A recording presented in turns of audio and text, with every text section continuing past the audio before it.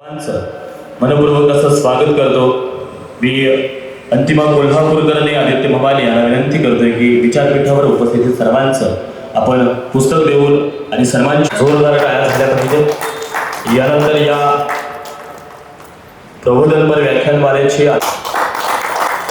उपस्थित मान्यवर माननीय अनिल भवाने सर यांचं सुद्धा या ठिकाणी पुस्तक देऊन स्वागत करावं. माननीय विजय शिंगाडे सर यांचं आदित्य भवानी यांनी स्वागत करावं पुस्तक देऊन.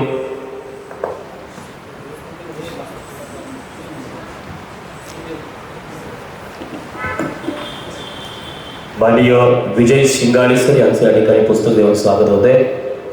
यानंतर माननीय मदन पवार सर यांचं देखील अंतिमा कोल्हापूरकर यांनी पुस्तक देऊन स्वागत करायचं आहे.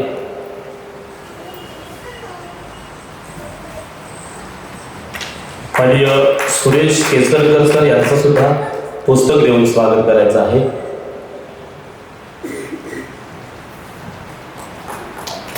यानंतर माननीय लालासाहेब नाईक यांचं देखील पुस्तक देऊन स्वागत करायचं आहे. आणि ॲडव्होकेट करुणा विमल मॅडम यांचं देखील पुस्तक देऊन स्वागत करायचं आहे. माननीय ॲडव्होकेट करुणा विमल मॅडम यांचं देखील पुस्तक देऊन स्वागत होत आहे.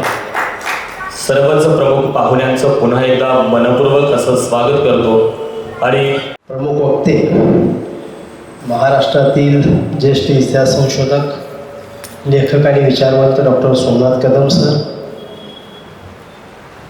या कार्यक्रमाचे अध्यक्ष इतिहास संशोधक आणि लेखक विचारवंत डॉक्टर कपिल राजवंश सर, मंचावरील आमचे सहकारी मित्र मदन पवार सर, लालासाहेब नाईक,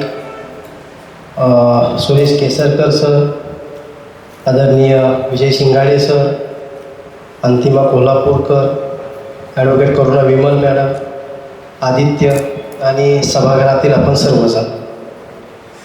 खरं तर महात्मा फुलेंची ही द्विशताब्दी जयंती आहे आणि त्यानिमित्तानं सत्यशोधक इतिहास परिषद आणि मानवतावादी सांस्कृतिक चळवळीच्या वतीनं महाराष्ट्रभर एक 200 व्याख्यानं आयोजित करण्याचं नियोजन आम्ही केलेलं आहे. त्याच्यामध्ये पहिलं व्याख्यान आज या कोल्हापूरमध्ये होतं आहे. वेगवेगळ्या ठिकाणी वेगवेगळी व्याख्यानं होत आहेत. काम चालू आहे. महात्मा फुले लोकांमध्ये घेऊन जाणं, महात्मा फुले समजून घेणं आणि महात्मा फुलेंच्या विचारांचं जेवढं काही जागरण करता येईल तेवढं करण्याचा प्रयत्न करणं हा या पाठीमागचा हेतू आहे. आत्ताच सोमनाथ कदम सरला आम्ही बोलत होतो ते म्हणजे लातूरलाही आपण असंच नियोजन करूया. तर असं वेगवेगळ्या पद्धतीनं सोलापूर, सांगली, सातारा अशा वेगवेगळ्या ठिकाणी जवळपास 41 व्याख्यानाचं नियोजन झालेलं आहे. आमची कल्पना आहे की 200 व्याख्यानं व्हायला पाहिजे. या निमित्तानं आमच्या डोक्यात असं होतं की महाराष्ट्र दिन आणि हा असा संयुक्त कार्यक्रम जे राबणारे हात आहेत, जे काहीतरी नवं करू पाहतात अशा एक 10-12 लोकांचा या निमित्तानं सन्मान करावा ही भूमिका होती. ज्यामध्ये मग लालासाहेब नाईक असतील, विजय शिंगाडे सर असतील, मदन पवार सर असतील, समोर आमचे भगवान माने सर बसलेले आहेत, आशा मॅडम आहेत, डॉक्टर आशा शितोळे मॅडम आहेत, कमाले सर आहेत, तर सगळेच जे काही रमजान सर आहेत, या सगळ्यांचं सन्मान व्हावा ही भूमिका मी आमच्या वतीने घेतलेली आहे. खरं तर आपण नेहमीच चळवळीमध्ये काम करणारे लोक असतो, वेगवेगळ्या पद्धतीने काम करतच असतो. तर या निमित्तानं प्रबोधन करणं आणि लोकांमध्ये जाऊन काम करणं नेहमी करत राहतो आहे. इथंच 12 तारखेला आपण कॉम्रेड गोविंद पानसरे विचार संमेलन या ठिकाणी आयोजित केलेलं आहे. त्याचंही निमंत्रण मी आपल्याला देतो. एकत्र येऊया, चर्चा करूया आणि नवं काहीतरी करता येते का ते पाहूया.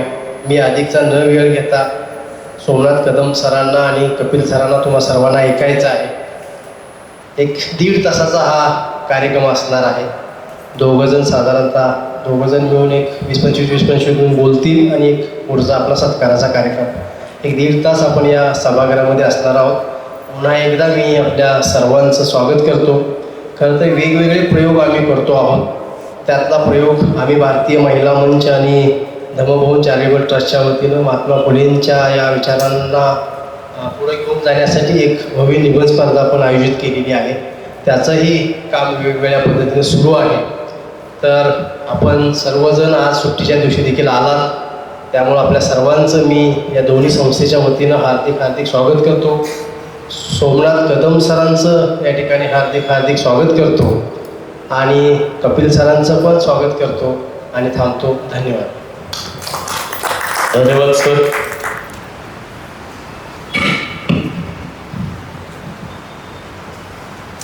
अस्तो मा सद्गमये तमसो मा ज्योतिर्गमये ज्ञानम मा अमृतगमये.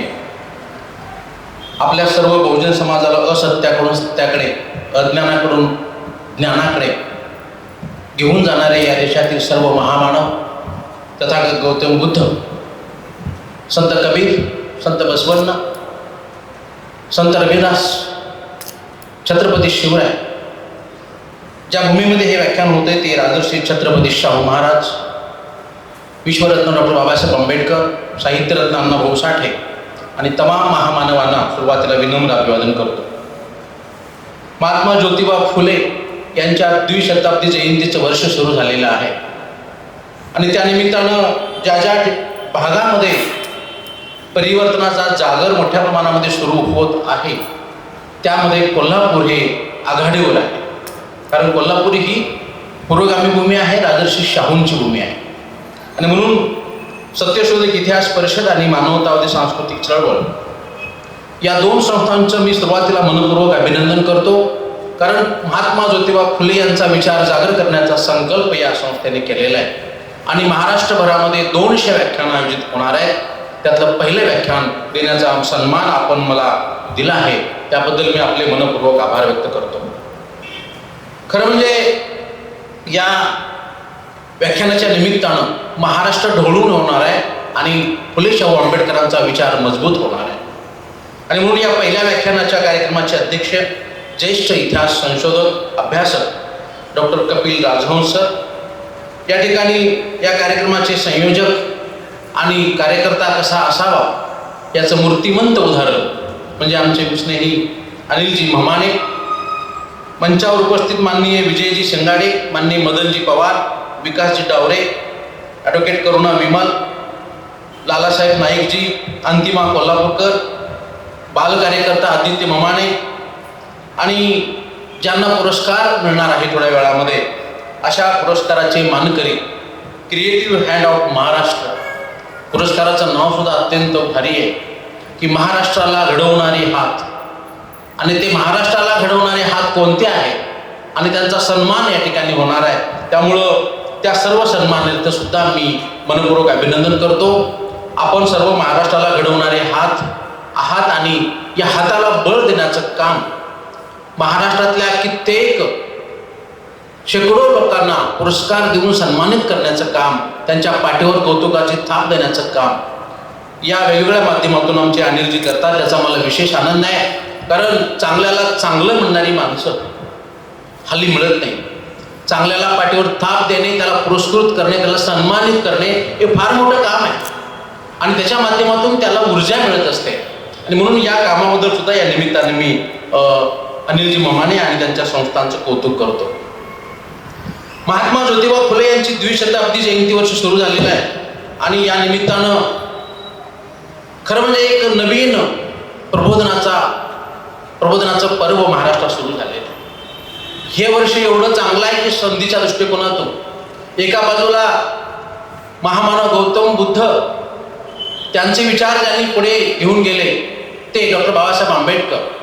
बाबासाहेब आंबेडकरांच्या महाड सत्याग्रहाचं सुद्धा शतक वर्षे आता सध्या सुरू आहे आणि बाबासाहेबांचे गुरु महात्मा ज्योतिबा फुले यांच्या जयंतीचं द्विशताब्दी वर्ष सुरू आहे.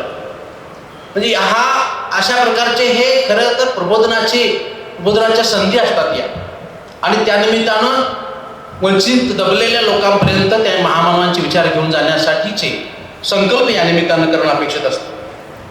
आपल्या देशामध्ये आपण जर पाहिलं तर हा देश कसा आहे तर हा खऱ्या अर्थानं महामानवांचा देश आहे, विचारवंताचा देश आहे, कर्तृत्ववान व्यक्तींचा देश आहे, शाहिरांचा देश आहे. अण्णाभाऊ साठे याच्या पद्धतीने म्हणतात की भूमी असे कैकांची संत महतांची ज्ञानवंतांची नररत्नाला जन्म देणं. अशी ही महाराष्ट्र भूमी आहे आणि या महाराष्ट्र भूमीमध्ये अनेक थोर रत्न जन्माला आले. पण जेव्हा या महामानवांच्या विचारांचा आपण अभ्यास करतो तेव्हा याच्यामध्ये आपल्याला प्राचीन काळापासून ते आधुनिक काळापर्यंत दोन परंपरा दिसतात. एक परंपरा अशी आहे जी जातीच्या नावावर, धर्माच्या नावावर, पंथाच्या नावावर माणसामध्ये भेद निर्माण करणारी आहे. तीच परंपरा अशी आहे की ती विचार न देता विखार देण्याचं काम करते, माणसामध्ये अमानुषतेची भिंत निर्माण करते. ही एक परंपरा आहे. या परंपरेमध्ये माणसं जोडण्याचं काम नाही तर माणसं तोडण्याचं काम केलं जातं. त्या परंपरेमध्ये धर्माचा खोटा अर्थ सांगितला जातो आणि जातीच्या नावावर, धर्माच्या नावावर माणसाला लुबाडलं जातं. आणि अशा पद्धतीची ही संकुचित, स्वार्थी, प्रतिगामी, सनातनी ही परंपरा आपल्या एका बाजूला आहे. आणि दुसऱ्या बाजूला एक अशी परंपरा आहे जी तथागत गौतम बुद्धांपासून सुरू झाली की सम्यक संकल्प करून संपूर्ण मानवतेला शांततेचा, करुणेचा, ममतेचा, दयेचा विचार देणारा, मानवतावादाचा विचार पेरणारा हा दुसरा प्रवाह आहे. हा विचार माणसाशी माणसासारखं वागलं पाहिजे असा विचार मांडतो आणि माणसामध्ये दुबंगलेली दरी नष्ट करतो. जातीच्या नावावर, पंथाच्या नावावर जे भेदाभेद निर्माण केले आहेत ते सगळे सोडून द्या आणि माणसाला फक्त माणूस म्हणून स्वीकारा. हा विचार मांडणारी ही दुसरी पद्धत आहे, दुसरा प्रवाह आहे. आणि तो आहे पुरोगामी विचाराचा, तो आहे परिवर्तनवादी विचाराचा, तो आहे मानवतावादी विचाराचा. आणि या विचारांचा खऱ्या अर्थानं आधुनिक काळामध्ये सर्वात उत्तम पद्धतीने आविष्कार करणारे महात्मा ज्योतिबा फुले हे एक खऱ्या अर्थानं महामानव, विचारवंत अशा पद्धतीचे व्यक्तिमत्व. महात्मा ज्योतिराव फुले हे या देशातील, आता अलीकडे तर आपण पाहतो की भारतातील, अखंड भारतातील ओबीसी चळवळींना एक प्रबोधनाचा मंच फुले दाम्पत्याच्या माध्यमातून मिळत चाललेला आहे. म्हणजे ही जे महामानव आहे ती कुठल्याही एका भागापुरते, एका जातीपुरते मर्यादित नसतात. महामानवांना जात नसते. महामानवांचा विचार हे सर्वांसाठी, सर्व समाजासाठी आवश्यक असतो. आणि म्हणून आज आपण पाहतो की अखिल भारतीय पातळीवरती या सर्व महामानवांच्या जयंत्या मोठ्या प्रमाणामध्ये साजऱ्या केल्या जात आहेत. आणि डॉक्टर बाबासाहेब आंबेडकरांनी ज्या 3 महामानवांना गुरु मानलेला आहे त्यातले पहिले म्हणजे तथागत गौतम बुद्ध, दुसरे संत कबीर आणि तिसरे ज्योतिबा फुले.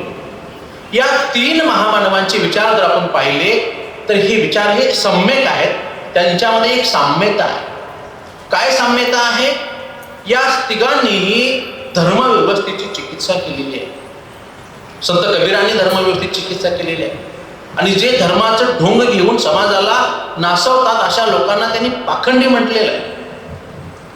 ज्योतिबांनी तर धर्मचिकित्सा कशा पद्धतीने केली आहे आपण त्याचा पाहणारच आहोत. आणि बुद्धाने तर केलेलीच आहे. म्हणून या 3 महामानवांना जोडण्याचं काम चळवळीच्या माध्यमातून आज मोठ्या प्रमाणामध्ये बाबासाहेब आंबेडकरांच्या माध्यमातून विचारातून होत आहे. आपण महात्मा ज्योतिबा फुले यांच्या जेव्हा कार्याकडे येतो आणि आपला जो मुख्य विषय आहे सत्य हाच धर्म करावा कायम ज्योती म्हणे. धर्म हा जो शब्द आहे तो अत्यंत पवित्र शब्द आहे. परंतु मला वाटतं धर्म या शब्दाला बदनाम करण्याचं षडयंत्र जगामध्ये सर्वात जास्त पद्धतीनं भारतात झालेलं आहे. कारण धर्माच्या नावावरती या ठिकाणी माणसामध्ये, जातीमध्ये, स्त्री पुरुषामध्ये प्रचंड प्रकारच्या भिंती या ठिकाणी धर्माच्या नावाने बांधल्या गेलेल्या आहेत. धर्माच्या नावाने एका मोठ्या वर्गाला उद्ध्वस्त करण्याचा प्रयत्न झालेला आहे आणि स्त्रीला तर शूद्राहूनही शूद्र अशा पद्धतीची वागणूक या ठिकाणी मिळालेली आहे. आपल्याला माहित आहे की या ठिकाणी चातुर्वर्ण व्यवस्था निर्माण केलेली होती. ब्राह्मण, क्षत्रिय, वैश्य आणि शूद्र या 4 वर्णावर अशा पद्धतीची काही सामाजिक बंधनं, राजकीय बंधनं होती की सामान्यतः त्यांच्या स्वतःच्या विचाराप्रमाणे त्यांना वागण्याचं कोणत्याही प्रकारचं स्वातंत्र्य, कोणत्याही प्रकारचा अधिकार नव्हता. एक साधं उदाहरण मी आपल्याला सांगतो की जर जन्मलेल्या बाळाचं नाव ठेवायचं असेल तर ते सुद्धा कसं ठेवलं पाहिजे याचे काही संकेत करून दिलेले होते. जर बाळ ब्राह्मणाच्या घरी जन्माला आलेला असेल तर त्याचं नाव विद्याधर ठेवलं पाहिजे. विद्या ठेवलं पाहिजे, ते शुभ पाहिजे. जर ते क्षत्रियाचं बाळ असेल तर ते ताकदवाचक नाव जन्माला पाहिजे. राम ठेवा, पुरुषोत्तम ठेवा, मुलगी असेल तर सीता ठेवा, द्रौपदी ठेवा. आणि जर क्षत्रियाच्या घरी जर बाळ जन्माला आला असेल तर नाव लक्ष्मी ठेवा, किंवा लक्ष्मीदास ठेवा, किंवा मणिलाल ठेवा, मोतीलाल ठेवा, माणिकचंद ठेवा, असे काय जे संपत्तीवर्धक ठेवा.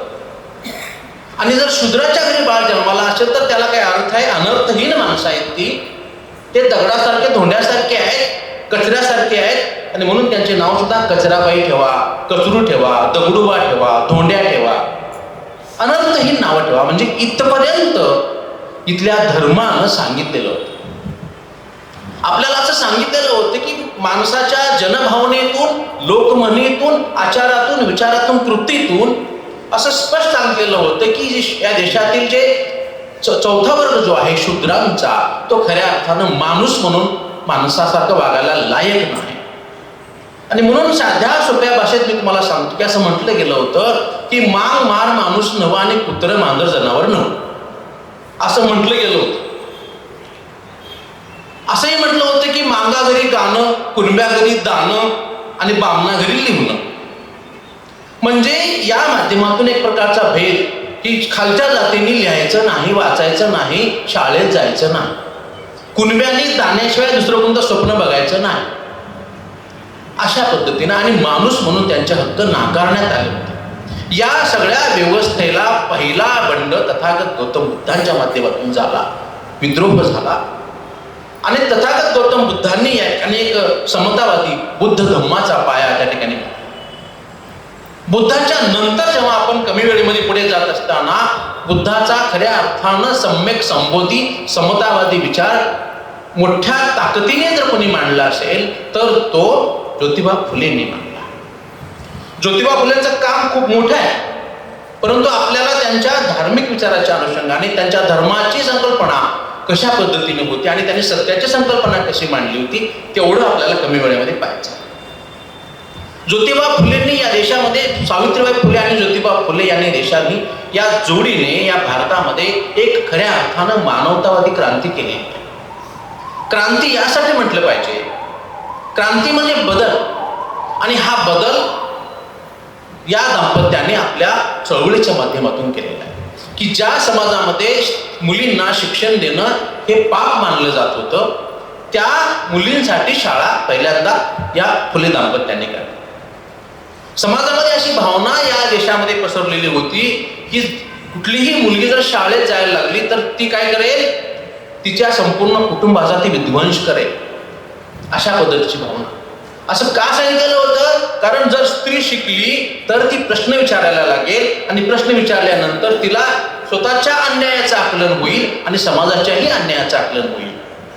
बाबासाहेब आंबेडकरांनी म्हटल्या पद्धतीने जो शिकतो तो खऱ्या अर्थानं गुरगुरतो, प्रश्न विचारतो आणि व्यवस्थेला प्रश्न विचारून रक्त बंबाळ करतो आणि त्याच्यातला विद्रोह जागावतो. आणि म्हणून त्यांना शिक्षणच नको, म्हणून त्यांना काय सांगितलेलं आहे, शिक्षण हे तुमचं काम नाही. अशा पद्धतीनं या समाजाला अंधश्रद्धेच्या नावावर, देवाच्या नावावर, दैवाच्या नावावर त्या ठिकाणी फसवलेलं होतं. आणि असं सांगितलेलं होतं की तुम्ही शूद्र आहात, हे तुम्ही मागच्या जन्मात केलेल्या कर्माचं फळ आहे. तुम्हाला जर अजून चांगला जन्म हवा असेल तर पुण्य करा. आता या पाप पुण्याचा हिशोब कोण मांडणार, असा मोठा प्रश्न आहे. तो मांडला, त्याची चिकित्सा खऱ्या अर्थाने केली ती ज्योतिबा फुले यांनी केली.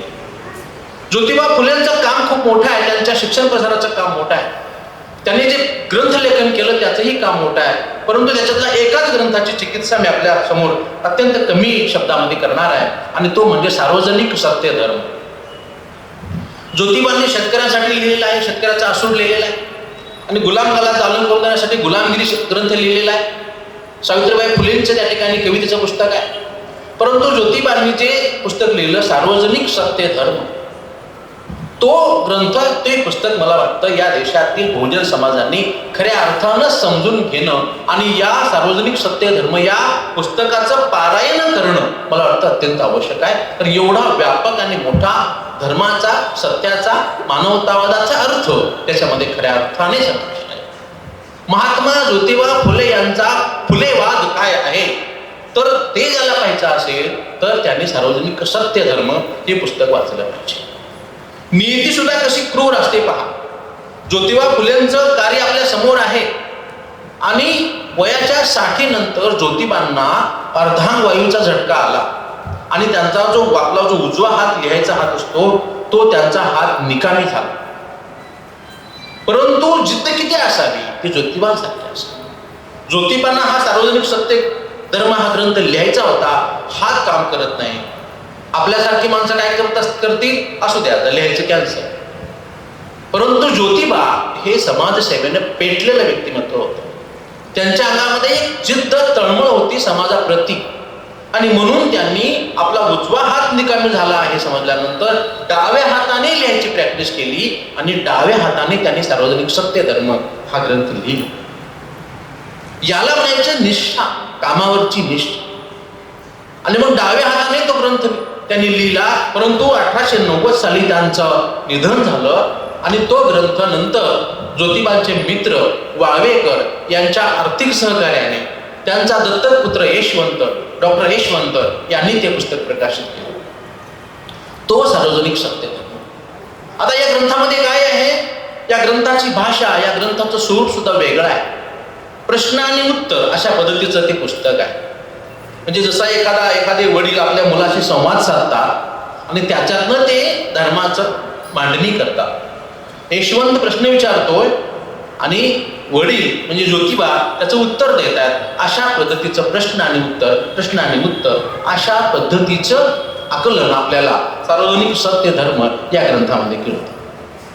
या सार्वजनिक सत्य धर्मामध्ये ज्योतिबांनी आपल्या विचाराची नाळ बुद्धाशी जोडलेली आहे आणि म्हणून ते म्हणतात की बुद्धाने खोड मोडली, कीर्ती जोडली सर्व जगामध्ये.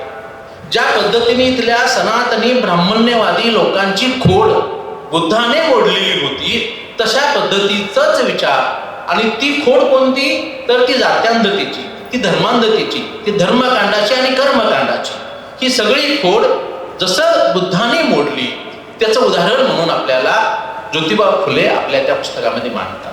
आणि म्हणून ते पुढे असं म्हणतात की ज्या पद्धतीनं मनुष्यत्व सारे हिरावून नेले, कुणी नेले, या सनातनी व्यवस्थेच्या भांडगुळांनी सामान्य माणसाचं मनुष्यत्वच हिरावून नेलेलं होतं आणि त्यांना पशुषम जीवन त्यांच्या वाट्याला आलेलं होतं. आपल्याला माहित आहे मुंगीला साखर खाऊ घालणारा धर्म जर माणसाला माणसाशी माणुसकीचे अधिकार देत नसेल तर तो आमच्यासाठी कुचकामी आहे असं बाबासाहेब आंबेडकरांनी ठाम पद्धतीने सांगितलं. अशा पद्धतीची दगड धोंड्यावर तुपाच्या आणि दुधाच्या धारा ओतणारी इथली व्यवस्था माणसाला, तडपडणाऱ्या माणसाला जर पिण्याचं पाणी देत नव्हती, अशा व्यवस्थेला प्रश्न ज्योतिबा विचारतात आणि हे अत्यंत योग्य पद्धतीने आहे. आणि म्हणून अहंकारी जो भूदेव आहे, भूदेव कोणाला म्हटलेला आहे आपल्याला माहित आहे. भूदेव म्हणजे इथला स्वार्थी ब्राह्मण बनिया, ज्याने इथल्या समाजाला वेठीस धरलेला आहे. धर्माच्या नावावर, देवाच्या नावावर आणि देवाच्या भीती घालून त्यांना स्वतःच्या विषयीचे विचार करण्यापासून त्यांना प्रवृत्त केलेला आहे. म्हणजे त्यांच्या धडावर त्यांचा मेंदू नाहीये, कुठला तरी धर्मग्रंथ सांगतोय, कुठला तरी देव सांगतोय किंवा तुमच्या नशिबातच तसं आहे असं सांगून त्यांना स्वतःच्या विचाराची प्रगती त्यांना करता येऊ नये अशा पद्धतीचं षडयंत्र या ठिकाणी केलेलं आहे. आणि म्हणून ब्राह्मण करतो महार मांग छळ, ज्योतिबा म्हणतात ब्राह्मण करतो महार मांग छळ, स्मृतीचे वादळ लेखी दावी, आर्य वेद सर्व अति खोडसाळ, काढिती बळ रानोमाळी. रानोमाळी आणि कशा पद्धतीनं इथल्या शेतकरी असेल, शेतमजूर असेल, कामगार असेल, गरीब असेल, या सगळ्यांनाच खऱ्या अर्थाने या ब्राह्मण्यवादी व्यवस्थेनं छळलेलं आणि ते कशात छळलेलं आहे याचं उदाहरण आपल्याला ज्योतिबा फुले या ग्रंथामध्ये देतात. आणि म्हणून शूद्राच्या पेक्षा सुद्धा खालचा एक वर्ग असतो तो अतिशूद्र, या वर्गाचा शोध महात्मा ज्योतिबा फुले यांनी लावलेला आहे. लक्षात घ्या, एक समज असा समाजामध्ये आहे की शूद्र म्हणजे आताचे खालच्या जातीचे लोक, परंतु शूद्राच्याही पेक्षा खालचे असा त्याचा वर्ग आहे आणि तो अतिशूद्र आहे. आणि म्हणून महात्मा ज्योतिबा फुले यांनी त्यांना अतिशूद्र असं म्हटलं. या भारतामध्ये जी अस्पृश्यता होती, जातीयता होती, धर्मव्यवस्था होती. या धर्मव्यवस्थेची सगळ्यांची चिकित्सा खऱ्या अर्थानं महात्मा ज्योतिबा फुले यांनी केलेली आहे आणि ती सार्वजनिक सत्य धर्म या ग्रंथामध्ये केलेली आहे. या निमित्तानं तुम्हाला मला सांगितलं पाहिजे की महात्मा हा जो उल्लेख ज्योतिबांचा केला जातो तो सुद्धा या ठिकाणी जनमानसाने दिलेला तो किताब आहे. 1888 साली मुंबईमध्ये काही लोक एकत्र येऊन ज्योतिबांचा सन्मान करण्यासाठी त्यांना महात्मा हा किताब दिलेला आहे आणि हा किताब द्यावा म्हणून स्वतः बडोद्याचे सयाजीराव गायकवाड महाराज यांनी या लोकांना सांगितलं होतं की खऱ्या अर्थानं दीनदलितांचा दाता मुक्तीदाता जर कोण असेल तर ते ज्योतिबा गोविंदराव फुले आहे आणि म्हणून त्यांना तुम्ही महात्मा किताब दिला पाहिजे, पदवी दिली पाहिजे. अशा पद्धतीनं जनतेने दिलेली ही पदवी आहे आणि म्हणून ज्योतिबांचं हे जे काम आहे ते खऱ्या अर्थानं माणसाला ज्ञानी करण्याचं आहे, शहाणं करण्याचं आहे. आणि शहाणं कशा पद्धतीचं करण्याचं आहे? केवळ पुस्तकं वाचून माणसं शहाणं होतात असं नाही. वाचणारे आपल्या देशामध्ये खूप आहेत, परंतु वाचलेले सगळे शहाणे आहेत का? तर नाही. कारण कसं, शहाणा कोणाला म्हणायचं? जो प्रश्न विचारतो, ज्याला प्रश्न पडतात मुळात, जो सत्य काय जाणतो, असत्य काय जाणतो, न्याय काय जाणतो, अन्याय काय जाणतो, धर्म कोणता जाणतो, अधर्म काय जाणतो, श्रद्धा काय, अंधश्रद्धा काय, हे सगळं ज्याला प्रश्न पडतात आणि जेव्हा मग ते प्रश्न तो विचारतो त्याला म्हणायचं शहाणा. शिकलेलं असणं आणि शहाणं असणं याच्यामध्ये फरक आहे. सगळी शिकलेली शहाणी असतात असं नाही आणि सगळी शहाणी ही शिकलेली असतात असंही नाही. म्हणून शहाणपणा हा त्याच्या आचारातून, विचारातून, त्यांच्या कृतीतून येत असतो.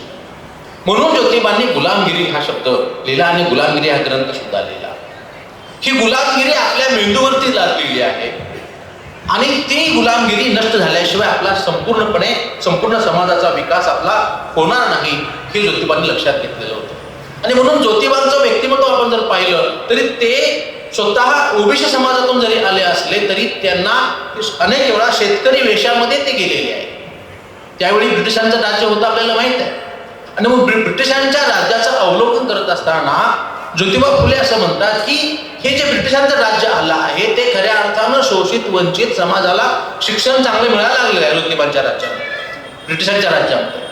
आणि म्हणून ब्रिटिशांच्या या सुधारणावादी धोरणाचा फुल्यांनी अत्यंत चांगल्या पद्धतीने उपयोग करून घेतला आणि त्यांनी अनेक प्रकारच्या शाळा आपल्या काढलेल्या होत्या. आपल्याला एक माहित आहे की ज्योतिबांनी मुलींसाठी पहिली शाळा काढली होती हे आपल्याला माहित आहे.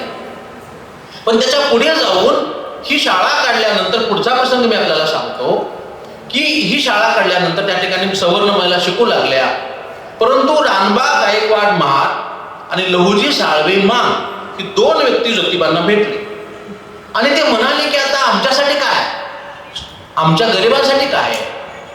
हा मग त्यांच्या लक्षात आलं की अरे खरंच या देशातल्या शूद्र वर्गासाठी सुद्धा शाळा काढल्या पाहिजेत. आणि म्हणून या दोघांच्या मदतीनं त्यांनी पुणे आणि नगर या भागामध्ये 18 शाळा काढल्या होत्या.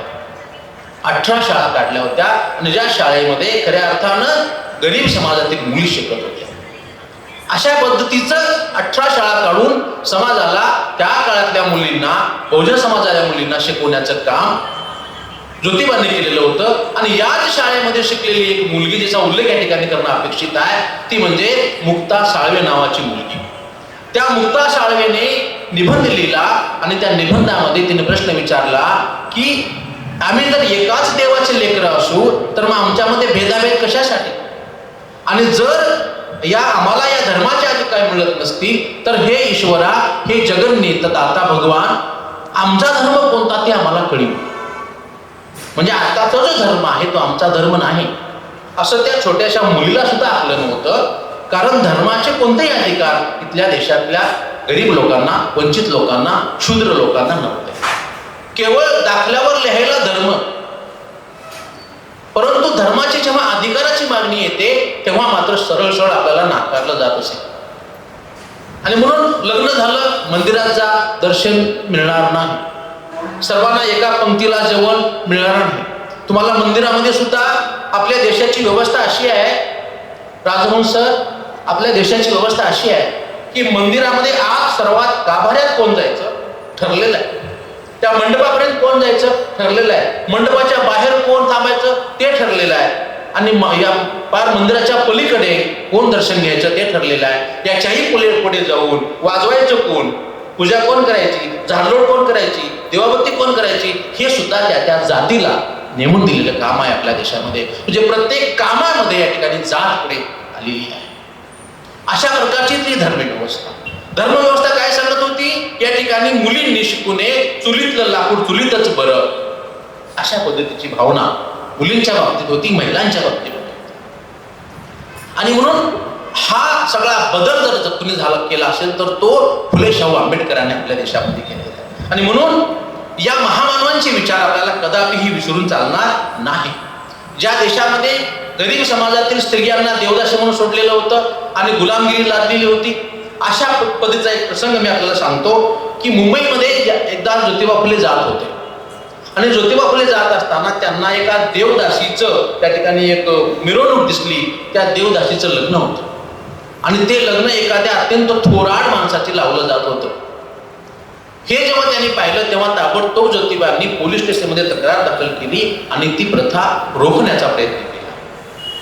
देवदासी प्रथा थांबवली. त्याचबरोबर आपल्याला माहित आहे की काही उच्चभ्रू जातीमध्ये नवरा मेल्यानंतर तिला सती जाण्याचे भाग पाडलं जात होतं आणि याला पहिल्यांदा विरोध जर कोणी केला असेल तर तो ज्योतिबा फुले यांनी केलेला. ज्योतिबांनी स्पष्टपणे सांगितलं की जर एखादी स्त्री तिचा नवरा मेल्यानंतर जर सती जात असेल तर असा पुरुष का नाहीये की जो स्वतः जात नाही? आपली बायको मेल्यानंतर तो स्वतः का जात नाही? अशा पद्धतीची प्रश्न विचारण्याची व्यवस्था ज्योतिबापासून सुरू होते. आणि मग त्यांच्या स्त्रियांच्या माथे अनेक प्रकारच्या परंपरा लादल्या गेल्या. बघा आपल्या देशामध्ये तुम्ही पहा की सर्वात जास्त नवस, सायास, गंडे, दोरे, उपास तापास कोण करतं तर स्त्रिया करतात. आणि हे त्यांच्या माथी का मारलेलं आहे? कारण त्यांचं ह्या बाकीच्या समतावादी प्रश्नांकडे लक्षच जाऊ नये. स्त्रियाच मागतात 7 जन्म मला हा नवरा मिळू दे म्हणून, स्त्रियाच मागतात. राजहंस सर पुण्यामध्ये एक सर्वे मुद्दाम सांगतो पुण्यामध्ये केलेला, त्या ठिकाणी महिला आहेत म्हणून सांगतो मुद्दाम. पुण्यामध्ये सोशल सायन्सच्या काही प्राध्यापकांनी विद्यार्थ्यांनी एक सर्वे केला, तिथं 100 महिलांचा सर्वे केला आणि त्या 100 पैकी प्रत्येक महिलेला विचारलं की ती जिथं जी 7 जन्म मागायला येते ना, पूजा करते ती वटपौर्णिमेला, त्या प्रत्येक बाईला प्रश्न विचारायचा एकच, तुम्ही हे खरंच आवडीनं करताय, तुम्हाला खरंच तो नवरा पाहिजे? असा एकच प्रश्न त्या 100 महिलांना विचारला. आणि जेव्हा त्याचा निष्कर्ष बाहेर आला तेव्हा त्यातल्या 80 महिलांनी सांगितलं होतं मला हा नवरा नकोच आहे. मग पूजा काय करता? नाही लाच, उद्याचं भांडण आज कशाला घ्या म्हणून पूजा. किंवा आई वडील नाव ठेवतील, सासू नाव ठेवतील, नवरा पुन्हा मारेल आताच आवडत नाही म्हणून पूजा. अशा पद्धतीचे थोतांड या देशामध्ये आपल्या समाजावरती, स्त्रियावरती आणि समाजावरती लादलेले होते. आणि म्हणून शूद्र आणि अतिशूद्रांना खऱ्या अर्थानं इंग्रजांच्या शाळांमध्ये शिक्षण मिळालं, समतावादी शिक्षण मिळालं, इंग्रजी शिक्षण मिळालं. आणि म्हणून ज्योतिबा असं म्हणतात की जोपर्यंत हे इंग्रजांचं राज्य आहे तोपर्यंत शिकून घ्या, तोपर्यंत शिकून घ्या. आणि या सगळ्या गरीब समाजाच्या दुखण्यावरती एकच उपाय आहे, तो म्हणजे शिक्षण. शिक्षण घेतलं पाहिजे आणि त्या शिक्षणाच्या माध्यमातूनच आपला समाज प्रगतीपथावर जाईल. हा ज्योतिबांचा विचार त्या काळामध्ये अत्यंत क्रांतिकारी होता, हे लक्षात घेतलं पाहिजे. धर्माच्या बाबतीमध्ये ज्योतिबा म्हणतात की या देशामध्ये 2 धर्म आहेत. म्हणजे हिंदूमध्ये सुद्धा 2 धर्म आहेत. एक आहे ब्राह्मणांचा धर्म आणि दुसरा आहे ब्राह्मणेतरांचा धर्म. ब्राह्मणांचा धर्म वेगळा आणि इतरांचा धर्म वेगळा. ब्राह्मणांचा धर्म काय सांगतो? तो स्वतःमध्ये प्रत्येक ठिकाणी जिथं जिथं संधी मिळेल तिथं लाभ करून घेणे हा त्यांचा धर्म आहे. आणि बाकीच्यांचा धर्म काय सांगतो? प्रत्येक पूजा विधीला त्यांना बोलवलं पाहिजे आणि त्यांना दान धर्म दिला पाहिजे आणि प्रत्येक गोष्टीमध्ये मध्यस्थ म्हणून ब्राह्मण असला पाहिजे. मग लग्न असेल, मुंज असेल, शेवटी जन्मापासून ते मरेपर्यंत जे जे विधी आपण करतो त्या विधीमध्ये ब्राह्मणांची उपस्थिती ही कंपल्सरी असली पाहिजे, असा हा ब्राह्मणांचा धर्म सांगतो. आणि सामान्य माणसाच्या धर्मामध्ये आपल्याकडचं जे काही असेल ते त्याला दिलं पाहिजे, दान धर्म दिला पाहिजे आणि आपण कर्जात राहिलं पाहिजे. अशा पद्धतीची व्यवस्था या धर्माच्या माध्यमातून आपल्याला दिसते. आणि म्हणून परंपरागत जो धर्म आहे, जो ब्राह्मणांचा धर्म आहे, तो इथल्या सामान्यांचा धर्म होऊ शकत नाही, अशा पद्धतीचं स्पष्ट प्रतिपादन त्या ठिकाणी ज्योतिबा फुले करतात. ज्योतिबाचं आकलन एवढं स्ट्रॉंग आणि एवढं मजबूत आहे की या सार्वजनिक सत्य धर्म या ग्रंथाची सुरुवातच एका महत्वाच्या प्रसंगाने झालेली आहे. पहिल्यांदाच यशवंत विचारतात की स्त्री श्रेष्ठ की पुरुष श्रेष्ठ? बघा, 18वं शतक आहे आणि स्त्री श्रेष्ठ की पुरुष श्रेष्ठ असा प्रश्न आहे. खरं म्हणजे त्या काळची अशी व्यवस्था होती की पुरुषच श्रेष्ठ असं सगळीकडे मानलं जात होतं, गणलं जात होतं, लिहिलं जात होतं, वाचलं जात होतं. परंतु ज्योतिबा या पुस्तकामध्ये म्हणतात की बाबा, पुरुष श्रेष्ठ की स्त्री श्रेष्ठ असं नाहीये, स्त्री ही पुरुषापेक्षा श्रेष्ठ आहे. स्त्री ही पुरुषांपेक्षा श्रेष्ठ आहे. आणि कारण सुद्धा सांगतात की कारण स्त्री ही एका नवनिर्मितीला जन्म देते. स्त्री जी बाळाला जन्म देते, त्या बाळाचं संगोपन करते आणि ती आपल्या संपूर्ण कुटुंबाचा संसार पुढे नेते. अशा पद्धतीचं स्त्रीचं काम आहे. पुरुषांपेक्षा काही कणभर जास्त श्रेष्ठ अशा पद्धतीची ती स्त्री आहे.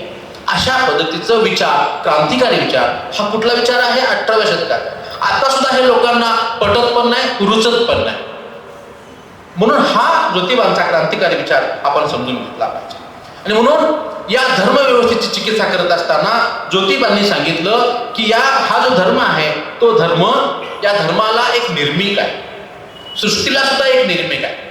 ज्योतिबांनी परमेश्वर, ईश्वर हे शब्द टाळलेले आहेत. त्यांनी निर्मिक असा शब्द वापरलेला आहे. निर्मिक म्हणजे कोण? निर्मिती करणारा. शेवटी या सृष्टीचा कुणीतरी निर्माता आहे आणि म्हणून त्यांनी निर्मिक शब्द वापरला. आणि हा निर्मिक जो आहे म्हणजे ज्याला आपण आताच्या भाषेमध्ये देव म्हणतो, त्या देवाने निसर्ग, पशु, पक्षी, प्राणी, मानव हे सगळं एकत्र निर्माण केलेलं आहे. आणि जर असं सर्वांना एकत्र निर्माण केलं असेल तर मग हा निर्मिक इंग्लंडमध्ये माणसांना वेगळा, भारतातल्या माणसांना वेगळा असा नेम लावील का? पशुपक्ष्यांना नेम वेगळा, माणसाला नेम वेगळा असा नेम लावील का? तर नाही. सर्वांना समान न्याय, समान वागणूक हा धर्म देतो, हा निर्मिकाचा धर्म देतो. आणि अशा पद्धतीनं हा जो भेदाभेद केलेला आहे तो इथल्या धर्मव्यवस्थेने स्वतःच्या स्वार्थासाठी केलेला आहे.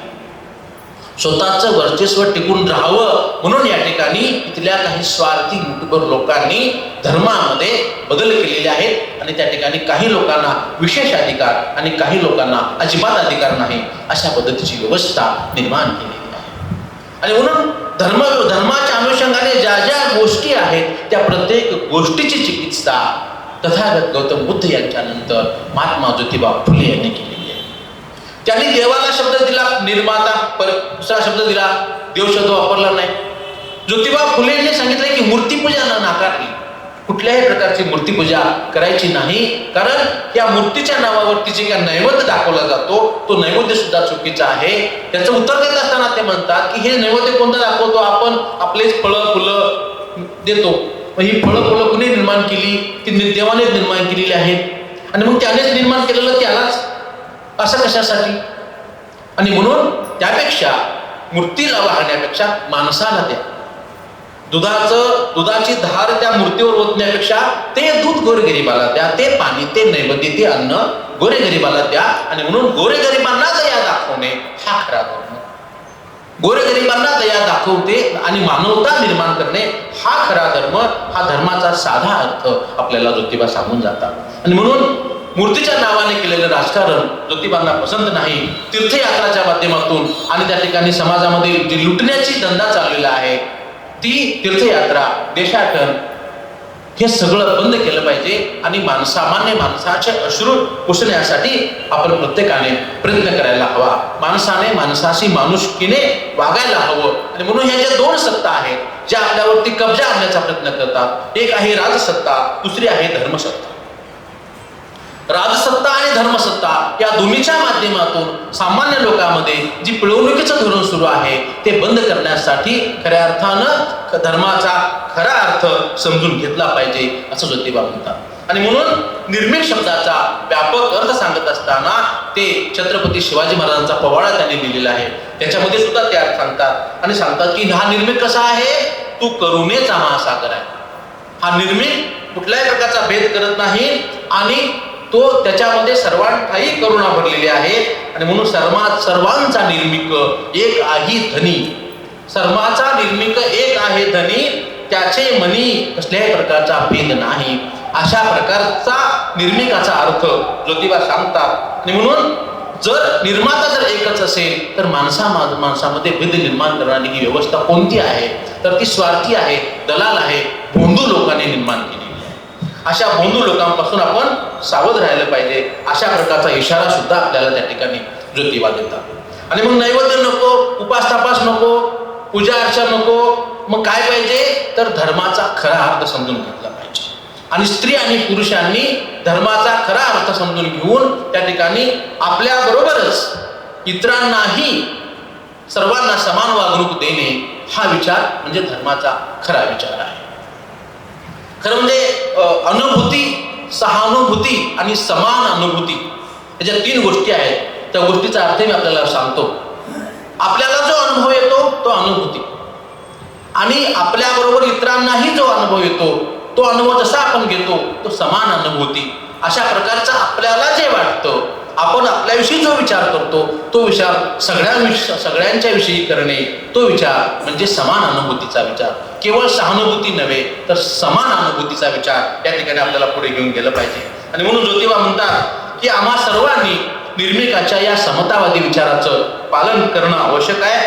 आणि निसर्गाचं दैवतीकरण करून चालणार नाही, तर निसर्गाला आपल्या बरोबर घेऊन केलं पाहिजे.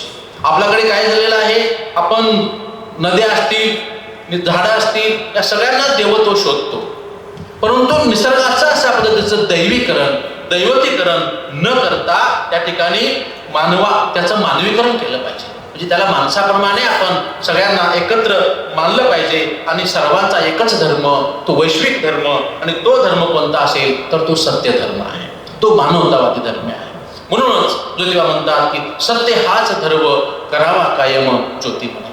सत्य हाच धर्माचा अर्थ काय तर सत्य आहे. आणि हा सत्याचा धर्म जेव्हा आपण पालन करू तेव्हा आपण स्वतःच्या बुद्धीने विचार करू. त्याच्यामध्ये कुठल्याही मध्यस्थाची गरज नाही. आणि विज्ञानाला पॅरलल अशा पद्धतीचा आपला तो धर्म असेल, स्त्री पुरुष, गरीब श्रीमंत अशा प्रकारचा त्याच्यामध्ये भेद नसेल. आणि म्हणून धर्म राज्य भेद मानवा नसावे, सत्याने वागावे ईशासाठी सर्वांसाठी. कसल्या प्रकारचा भेद न करता आपण एक आलं पाहिजे. निर्मिकाचा धर्म सत्य आहे एक ज्योती म्हणे. निर्मिकाचा एकच धर्म आहे आणि सत्य हाच धर्म आहे. हा सारांश शेवटी महत्वाचा आहे. आपल्या या विचाराला अधिक मजबूती देण्यासाठी ज्योतिबांनी 1873 साली सत्यशोधक समाजाची स्थापना केली. हा सत्यशोधक समाजामध्ये सत्याची, न्यायाची, विवेकाची पायाभरणी करणारा समाज आहे. आणि एक सम्यक मानवतावादी समाज निर्माण करणारा हा एक समाज आहे. आणि त्याच्या माध्यमातून सत्यशोधक विवाह हा एक महत्वाचा विधी या ठिकाणी ज्योतिबाने सांगितलेला आहे. आणि मला आनंद वाटतो की ज्योतिबांच्या या विचाराचे खऱ्या अर्थानं पायिक होण्याचा प्रयत्न आम्ही करतोय. त्या ठिकाणी बसलेले आमचे अनिलजी, त्यांचाही सत्यशोधक विवाह झालेला आहे. 2005 साली मी लातूरमध्ये सत्यशोधक विवाह केलेला आहे. आणि एवढंच नव्हे तर परवा राजस्थान दौऱ्यामध्ये आम्ही राजस्थानमध्ये पहिला सत्यशोधक विवाह मी आणि माझ्या पत्नीने घडवून आणला. हा ज्योतिबांचा क्रांतिकारी विचार, स्वतः जगण्याचा आणि स्वतः वागण्याचा विचार आहे. आणि म्हणून स्त्री आणि पुरुष अशा पद्धतीचा कोणताही भेद न करता स्त्री पुरुष सर्व कष्टकरी व्हावे. ज्योतिबा म्हणतात स्त्री पुरुष सर्व कष्टकरी व्हावे, कुटुंबा पोसावे आनंदाने. स्त्री पुरुष सर्व कष्टकरी व्हावे, नित्य मुला मुलींना शाळेत घालावे. साधा सोपा अर्थ, नित्य मुला मुलींना शाळेत घालावे, अन्नदान द्यावे विद्यार्थ्यांना. आपला धर्म कसा आहे, हा आपला धर्म. शिक्षण देणे, शिक्षण घेणे, अन्नदान देणे, भुकेल्याला अन्न देणे आणि ज्याला जे हवं आहे ते देणे, अशा पद्धतीचा हा सम्यक कल्याणकारी मानवतावादी धर्म आहे. आणि अशा वर्तनानेच सर्वजण सुखी होतील, अशा प्रकारचा हा ज्योतिबांचा विचार आहे. तो या निमित्तानं आपण समजून घेऊया. दादा मी एकच सांगेन आपल्याला की ज्योतिबा म्हणतात त्या पद्धतीनं सत्याविन नाही धर्म तो रोकडा. सत्याविन नाही धर्म तो रोकडा, जनांशी वाकडा मतभेद. सत्य सोडू जाता वादामध्ये पडे, बुद्धीस वाकडे जन्मभर. सत्य तोच धर्म करावा कायम, ज्योती म्हणे मानवा आराम सर्व ठाई. मानवाचा धर्म सत्य हीच नीती, बाकीची कुनीती ज्योती म्हणे. या देशामध्ये खऱ्या अर्थानं जर मानवतावादी कल्याणकारी धर्म जर यायचा असेल तर तो खऱ्या अर्थानं तो आपल्या सगळ्यांच्या आचरणातून, आपल्या वागण्यातून, आपल्या बोलण्यातून येईल आणि तो कृतीतून सुद्धा येईल. आज आपण पाहतोय समाजामध्ये की धर्म हा काही लोकांचा धंदा झालेला आहे. आता धर्म हा काही लोकांचा धंदा झालेला आहे आणि धर्माच्या नावानं समाज कशा पद्धतीनं दुबन गेल, कधी जातीच्या नावानं, कधी धर्माच्या नावानं, कधी प्रांताच्या नावानं, कधी भाषेच्या नावानं समाज जेवढा भांडत राहील तेवढं त्यांना बरं वाटतं. अशा भांडखोर समाज प्रवृत्तीपासून, अशा भांडखोर राजकीय प्रवृत्तीपासून आपण सर्वांनी सावध राहिलं पाहिजे आणि त्यांचा हेतू कुठल्याही परिस्थितीमध्ये साध्य होता कामा नये. आपण सर्व एकच मानव आहोत, ज्योतिबांच्या निर्मिकाची आपण लेकरे आहोत. मग आपल्यामध्ये कुणी द्वेष करण्याचा प्रयत्न करेल, द्वेष पेरण्याचा प्रयत्न करेल, ते सोडून दिलं पाहिजे आणि एक ना एक दिवस या देशामध्ये समतावादी कल्याणकारी ज्योतिबांचा धर्म येईल अशा प्रकारची अपेक्षा आहे. आणि म्हणून ज्या पद्धतीनं सुरेश भट म्हणतात त्यात सगळीकडे विषमता आहे, सगळीकडे अन्याय आहे, सगळीकडे धर्माचा, धर्मकांडाचा, कर्मकांडाचा बोलबाला आहे.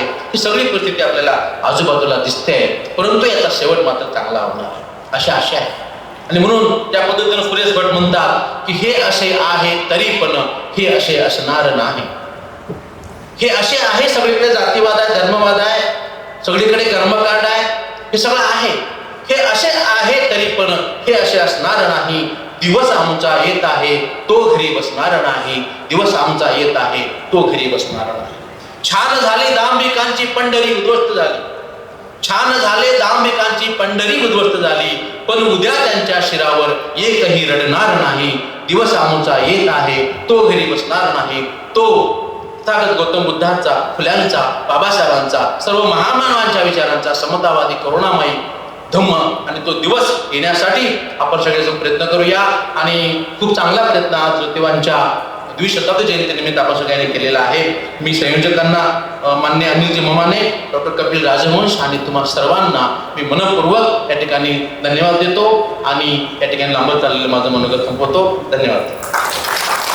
धन्यवाद सर. त्यावर आसनस्थ असणारे आमचे स्नेही मार्गदर्शक म्हणून आणि आजच्या कार्यक्रमाचे प्रमुख वक्ते डॉक्टर सोमनाथ कदम सर, या कार्यक्रमाचं संयोजन नियोजन ज्यांनी केलं ते आमचे मित्र अनिल मामाने सर, पवार सर, एकूणच आमची सगळी ही सुहृद मंडळी आणि ज्यांना पुरस्कार मिळालेला आहे त्या नात्यानं पुढं इथं उपस्थित असणारे तुम्ही सगळी मंडळी.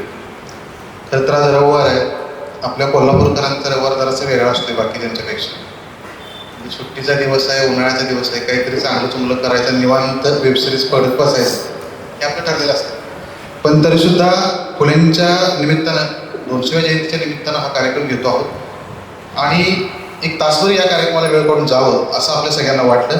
त्यानिमित्त आपल्या सगळ्यांच्यासाठी पुन्हा एकदा जोरात टाळ्या वाजवू. मी फारसा वेळ तुमचा घेणार नाही, कारण तुमच्या पुरस्काराच्या मध्ये मला यायचं नाही, कारण सोमनाथ कदम सरांनी अतिशय चांगली संयमी मांडणी केलेली आहे. मी कोल्हापूरचा आहे, तेव्हा मला सरांनी बोललं त्या सगळ्या मुद्द्यांशी मी सहमत आहे आणि आम्ही सगळे सर्व विचार आहोत. मला बरं बोलता येत नाही, मला खरं बोलता येत आहे. महाराष्ट्र राज्यानं अनेक वेगवेगळ्या महामानवांच्यावर अभ्यास करण्यासाठी वेगवेगळ्या समित्यांची स्थापना केली. मग बाबासाहेब आंबेडकर चरित्र साधने समिती असेल, शाहू महाराज चरित्र साधने समिती असेल, फुलेंची समिती असेल, अण्णाभाऊंची असेल, शिवाजी महाराजांची असेल, अलीकडे टिळकांची आणि आगरकरांची पण सुरू आहे असं समजतं. या सगळ्या समितींचं पुनर्गठन सुरू आहे. सर स्वतः एका राज्याच्या शासकीय समितीवर आहेत, मी एका समितीवर आहे. पण पुनर्गठन करत असताना महाराष्ट्र शासनानं यावर्षी 200वी जयंती असताना फुलेंच्या चरित्राचा किंवा फुलेंच्या 200व्या जयंतीचा महाराष्ट्र शासनाला विसर पडलेला आहे. या सभेचा अध्यक्ष या नात्यानं पहिल्यांदा मी या सगळ्या प्रकाराचा जाहीर निषेध व्यक्त करतो. कारण ज्या माणसानं बहुजनांच्या पर्यायी राज्यव्यवस्थेची, पर्यायी समाज व्यवस्थेची मांडणी, मूलभूत मांडणी केली, त्या माणसाची 200वी जयंती महाराष्ट्र शासनाच्या लक्षात नाही असं आपण म्हणू शकत नाही. मात्र महाराष्ट्र शासनाला जाणीवपूर्वक या सगळ्या घटनाक्रमाकडं दुर्लक्ष करायचं आहे. याचं कारण असं, जर पुन्हा एकदा बहुजन समाजातील लंगोटीमधली पोरी जागे झाले तर पुन्हा एकदा यांच्या प्रस्थापित व्यवस्थेला कुठेतरी सुरुंग लागेल याची भीती मनात असल्यामुळं कदाचित हा सगळा प्रकार सुरू आहे. आणि पिक्चरमधला एक डायलॉग मला अलीकडचा चांगला आठवतोय की ये डर जरुरी आहे. म्हणजे 200 नंतर सुद्धा आमचा फुलेंसारखा एका दिग्गज मातब्बर वैचारिक अधिष्ठान असणारा आमचा पूर्वज तुम्हाला जड जात असेल तर कल्पनाच करा 200 वर्षापूर्वी त्या माणसानं काय केलं असेल. सरांच्या व्याख्यानातून अनेक मुद्दे या ठिकाणी सरांनी प्रकाशात आणले. एक छोटासा मुद्दा फक्त या ठिकाणी अध्यक्षीय भाषण करत असताना सांगणं मला गरजेचं वाटतं. 1868 ते 1873 या 5 वर्षांमध्ये फुले मुंबई नगर परिषदेचे कमिशनर होते. काही लोक सांगतात की कमिशनर म्हणजे आयुक्त म्हणजे कमिशनर हा शब्दशः अर्थ झाला, पण त्या काळात नगरसेवकांना कमिशनर म्हटलं जात होतं. आजच्या काळात ज्या पद्धतीनं निवडून आलेले आणि स्वीकृत अशा पद्धतीची रचना असते, तशाच पद्धतीनं भारताच्या इंग्रज सरकारच्या व्हाईसरायनं फुलेंना त्या ठिकाणी स्वीकृत नगरसेवक म्हणून त्या ठिकाणी पुणे महानगरपालिकेवर प्रशासक म्हणून पाठवलं होतं, नगरसेवक म्हणून कमिशनर म्हणून पाठवलं होतं. बरं, इंग्रजांनी त्या ठिकाणी स्वीकृत नगरसेवक म्हणून पाठवले म्हणून फुले इंग्रजांच्यावर सुद्धा बरसायचं बंद झालेलं नाही आहेत. त्या काळात लॉर्ड रिपनचा पुणे दौरा ठरला होता आणि पुणे दौरा ठरला असताना त्याच्या स्वागतासाठी फुलं उधळण्यासाठी 1,000 रुपयाचा निधी पुणे महानगरपालिकेनं विशेष निधी म्हणून त्या ठिकाणी जाहीर केला. त्या काळातला 1,000 म्हणजे ज्या काळात सोनं 12 रुपये तोळा होतं, म्हणजे आजच्या काळातलं त्या काळातलं जर सांगायचं तर जवळपास 70 तोळे सोने होईल. आजच्या काळात बघा, मला वाटते 1.5 लाख रुपये काहीतरी तोळा सोनं आहे ना, तुम्हाला चांगलं माहीत असते. 1.5 लाख गुणिले 70 75 जवळपास 1 कोटींचा निधी आजच्या काळातला त्या काळातल्या पुणे नगरपालिकेने राखीव ठेवला होता. कशासाठी? फक्त लॉर्ड रिपनवर फुलं उधळण्यासाठी. इंग्रज सरकारनं नॉमिनेशन केलं असताना सुद्धा फुलेंनी या सगळ्या प्रकाराला लेखी विरोध केला आणि सांगितलं की 1,000 इतका मोठा निधी तुम्ही त्या माणसावर फुलं उधळण्यासाठी अर्पण करण्यापेक्षा, वाया घालवण्यापेक्षा हा 1,000 रुपयाचा भरीव निधी मागासवर्गीय समाजातल्या गोरीगरीब मुलांच्या शिक्षणासाठी खर्च केला जावा, राखीव ठेवला जावा. आजपासून 200 वर्षापूर्वी ही सगळी गोष्ट जी आहे ती क्रांती करणार होती. आज बघा, एखाद्या माणसाला जर एखादा शासकीय पुरस्कार घ्यायचा असेल, एखाद्या कुठल्या तरी ठिकाणचा लाभ घ्यायचा असेल, एखादी योजना मंजूर करायची असेल, तर नाही बाबा मी सरकारच्या ध्येय धोरणावर बोलणार नाही, अशी बोटचेपी प्रवृत्ती एका बाजूला फोफावत असताना आज 200व्या वर्षाच्या निमित्तानं, जयंती वर्षाच्या निमित्तानं फुले आज सुद्धा तितकेच वैचारिकदृष्ट्या कायम ठरतात.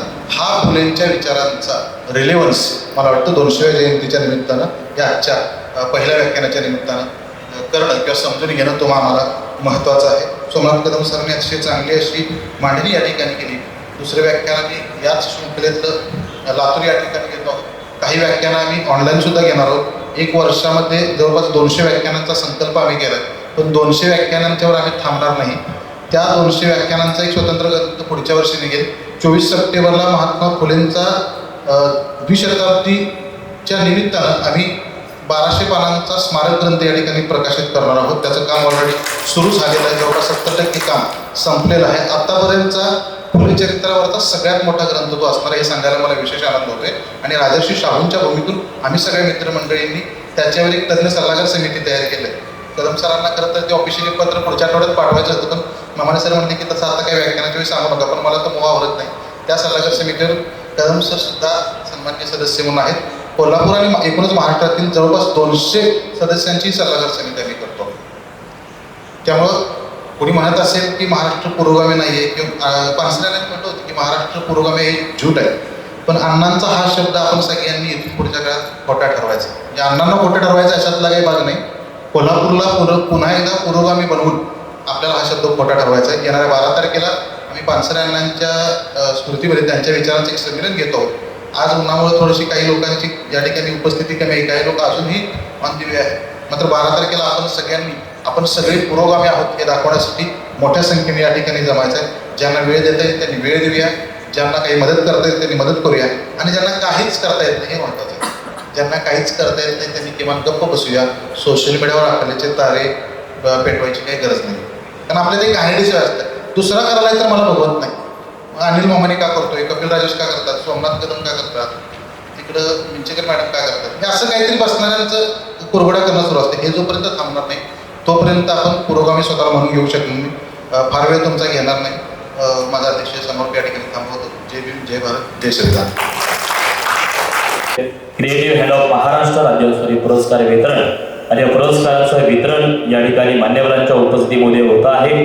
डॉक्टर सोमनाथ कदम सर, अध्यक्ष डॉक्टर कपिल राजहंस, माननीय अनिल भवाले सर, माननीय विजय शिंगाडे, माननीय मदन पवार, सुरेश केसरकर साहेब, ॲडव्होकेट करुणा विमल, माननीय लालासाहेब नाईक, अंतिमा कोल्हापूरकर आणि आदित्य ममानी या सर्व मान्यवरांच्या उपस्थितीमध्ये हा पुरस्कार सोहळा या ठिकाणी संपन्न होते. माननीय विजय शिंगाडे सर यांना हा पुरस्कार या ठिकाणी देण्यात येतोय. अशा कार्यक्रमाचे प्रमुख वक्ते डॉक्टर सोमनाथ कदम आणि अध्यक्ष डॉक्टर कपिल हंस आणि याबरोबरच सर्वच मान्यवर यांच्या उपस्थितीमध्ये हा सोहळा या ठिकाणी पार पडते. यानंतर माननीय मदन पवार यांना या ठिकाणी हा पुरस्कार देण्यात येतोय. क्रिएटिव्ह हँड ऑफ महाराष्ट्र राज्यस्तरीय पुरस्कार सर्वांना या ठिकाणी प्रदान करण्यात येतोय. त्यानंतर माननीय आशा रावल मॅडम यांना विनंती आहे की आपण मंचावर यायचा आहे आपला पुरस्कार स्वीकारण्यासाठी. प्रदान करण्यात येतोय माननीय आशा रावल मॅडम यांना.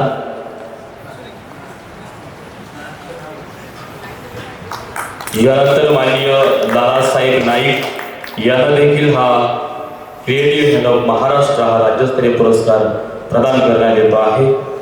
माननीय लालासाहेब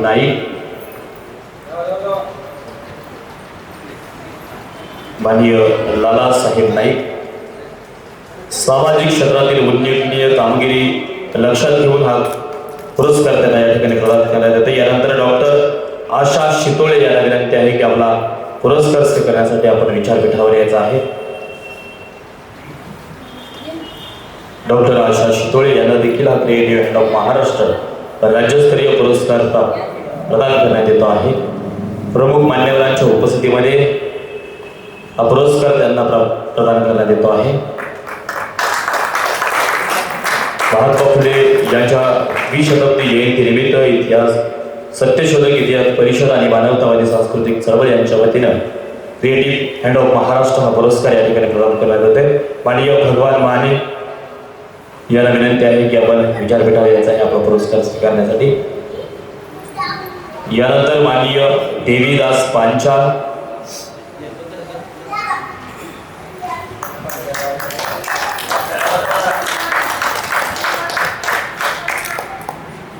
यानंतर माननीय संतोष कमते यांना विनंती आहे की आपला पुरस्कार स्वीकारण्यासाठी आपण विचारपीठावर यायचं आहे. सत्यशोधक इतिहास परिषद आणि मानवतावादी सांस्कृतिक चळवळ आयोजित 200 व्याख्यान आणि क्रिएटिव्ह हँड ऑफ महाराष्ट्र हा या राज्यस्तरीय पुरस्काराचा वितरण सोहळा या ठिकाणी पार पडतोय. माननीय संतोष कमते यांना त्यांचा पुरस्कार प्रदान करण्यात येतोय. यानंतर माननीय प्रतीक्षा पाटील आपला पुरस्कार स्वीकारण्यासाठी आपण विचारपीठावर यायचं आहे.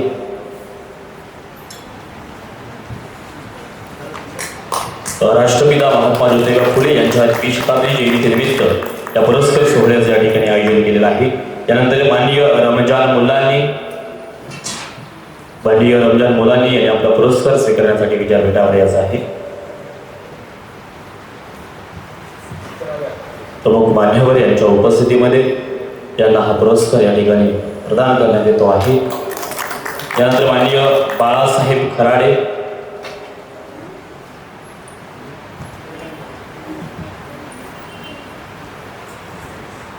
महाराष्ट्र दिन आणि कामगार दिनाचं औचित्य साधून जाहीर व्याख्यान आणि क्रिएटिव्ह हँड ऑफ महाराष्ट्र राज्यस्तरीय पुरस्कार वितरण या ठिकाणी होत आहे. माननीय बाळासाहेब खराडे यांना देखील हा पुरस्कार या ठिकाणी प्रदान करण्यात येते. सर्वच पुरस्कारार्थींना विनंती आहे की आपण विचारपीठावर यायचं आहे. आपला एक कॉमन फोटो आपण घेतो आहोत. सर्वच पुरस्कार प्राप्त पुरस्कारार्थी यांना विनंती आहे की आपण विचारपीठावर यायचं आहे. आपल्या सर्वांचा कॉमन मध्ये एक फोटो.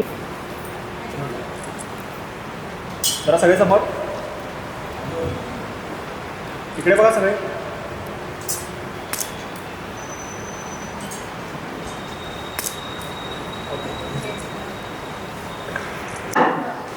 ते सर्व पुरस्कारार्थी मान्यवरांचे तसेच मंचावरील सर्व मान्यवर आणि उपस्थित सर्वांचे तुम्ही वेळात वेळ काढून आल्यामुळे मी सर्वांचे आभार मानते आणि कार्यक्रम संपन्न झाला असा जाहीर करते.